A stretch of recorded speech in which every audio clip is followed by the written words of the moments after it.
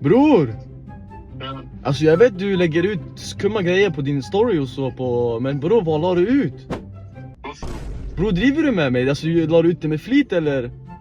Allt något. Vadå vad för något bror? Jag har lagt ut. Jag undrar också det bror, vad fan lägger du ut det där för? Vilken del? Va? Vilken video bror? Bror du vet idag du var ute med grabbarna och så. Ja. Bror varför la du ut, alltså va?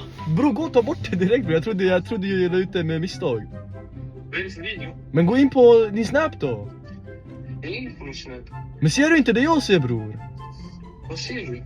Ey mår du bra eller? Vad är det för något? Säg.